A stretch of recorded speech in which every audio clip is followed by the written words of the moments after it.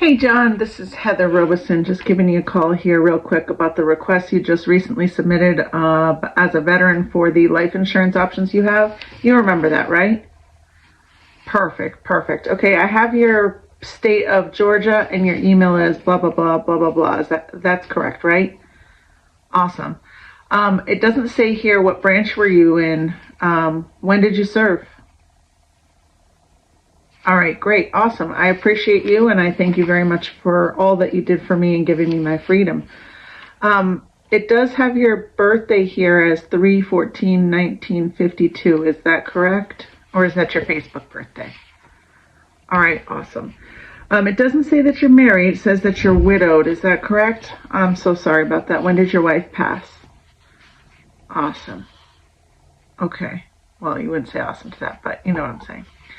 All right, awesome. If you're married, sir, typically we like to have both people on the phone at the same time unless you are the major decision maker in all the financials. Are you the major decision maker? All right, great. No, not a problem. Go ahead and grab a piece of paper and a pen, and we're going to go through your options as a veteran. Great. What I'm going to do is I'm going to send you over a copy of my Department of Insurance license directly to your cell phone. Are you able to get text messages on this phone with pictures? Perfect. Okay. All right. If you can open that up, I'm also going to send you over my driver's license because I am not in Georgia. I send you my driver's license as well. And because I am a military family, I'm going to send you over the military ID that I have. Let me know when you get that. All right, great. What do you see my full name is? And don't laugh about my picture. All right, awesome. All right, thank you so much, sir. Now, what I do as a life insurance advisor, it's pretty simple, actually. I work with all 50 plus options available to you in the state of Georgia, including the VA options. What that means is I'm looking for the best options for you based on your health, based on your age, and if you even need life insurance. First and foremost, I am not a salesperson. So if for some reason I decide that, maybe you don't need life insurance, nobody needs to spend any extra money these days. So I am going to kind of determine that based on some questions that I ask you. Does that make sense to you? All right, perfect. Once I do determine that there is something that you need, if you want more than that, that's perfectly fine. But I'm going to determine your need first, and then you tell me what you want and most importantly, what you can afford based on the best rates that there are in the state of Georgia. Now, when you took the time to fill this out, sir, most of my veterans either have coverage already or they're looking to either add coverage or looking to see if they can find better rates, or they don't have any coverage at all. Where do you fall? Okay. So you have some coverage currently. Is it increasing? Is it getting more expensive? Or are you just wanting to add to it? It's getting more expensive. Okay, perfect. Now, how much coverage do you have already? $100,000. Okay, and what are you paying on it right now? Okay, perfect. And then when is it going to increase next? Okay. All right, and what's it going to increase to? All right. And then guys, no matter who you're talking to, veteran or not veteran, you at that point can, if they don't know the information, offer to get on the phone with that company. Say, okay, not a problem. Well, I work with all of the 50 companies available in Georgia. So what we can do is we can take the time to go ahead and give them a call if you don't have your policy in front of you. And we can get the answers. You have time for us to do that? Perfect. And then you get on the phone with the carrier. Now, how do I know what the carrier's phone number is? Google it. All right, once you have all the information on what they have now, if they have anything, you have better arsenal for making decisions for them, because you're always going to want to do what's right. All right, so no insurance in place right now? Perfect, okay. Now, it makes sense to me why you'd want to put something in place, except I do have to ask, since you aren't married, this is if somebody's not married, who is it that would be picking up the pieces when you pass away? If they say they have no one, then what do you need life insurance for? Why do you want life insurance? Well, I have a friend or I have a church. Okay, perfect. That makes complete sense. But at that point, you know that it's not really a need, it's more of a want.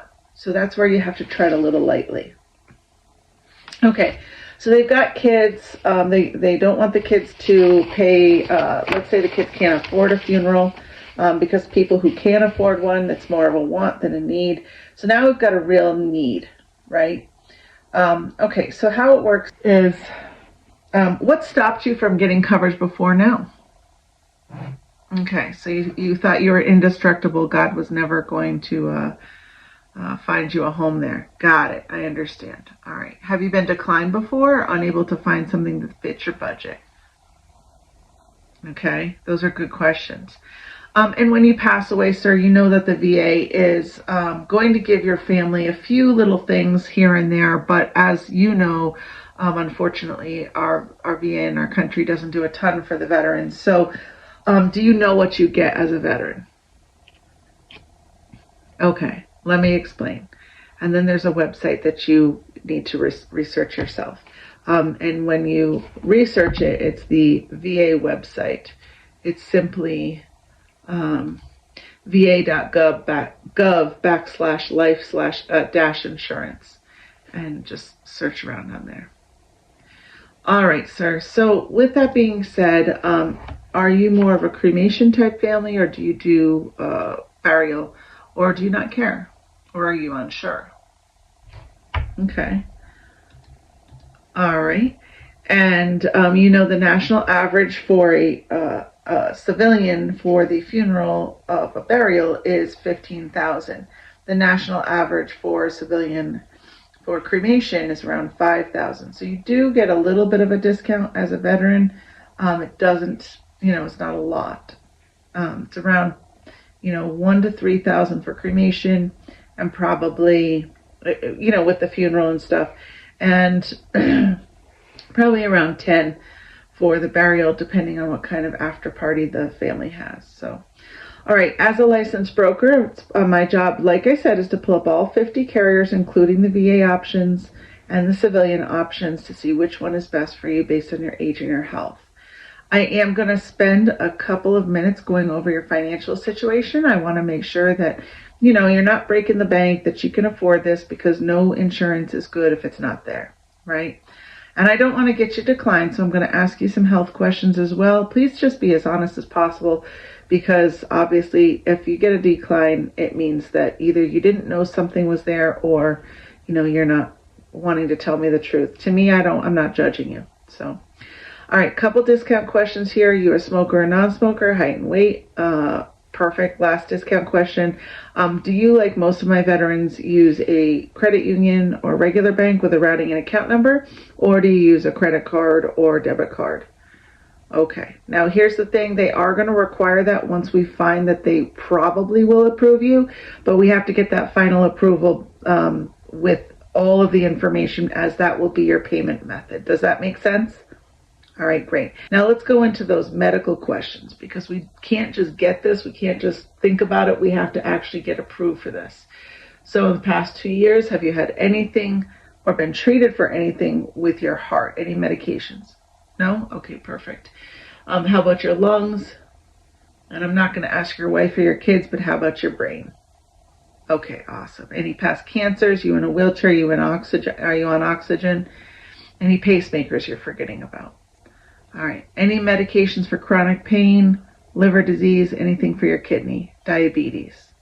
Great. Any addictions, anything like that? All right, perfect. At that point, you're going to go into your finances, right?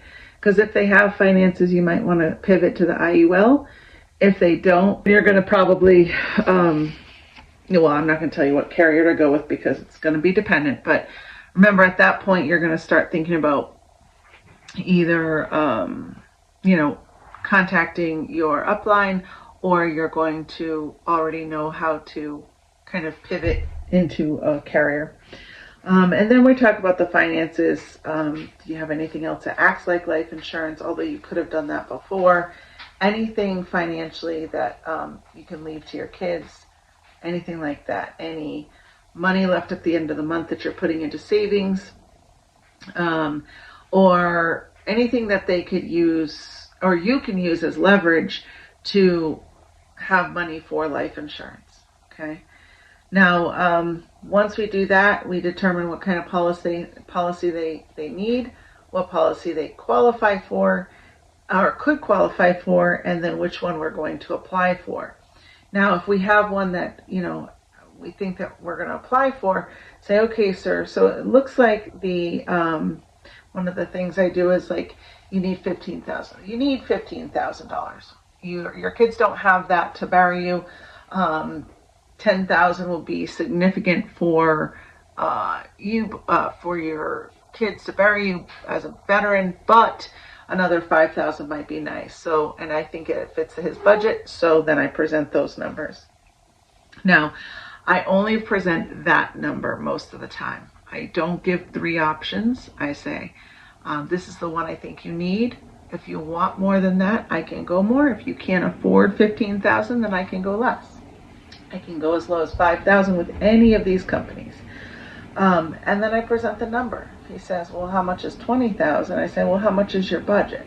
Because I can tell you, instead of playing that game, I can tell you how much you can get for the budget that you want to spend. Well, I was looking around the $300 range. All right, perfect. Well, this is what you can get for $300. So I hope that makes sense.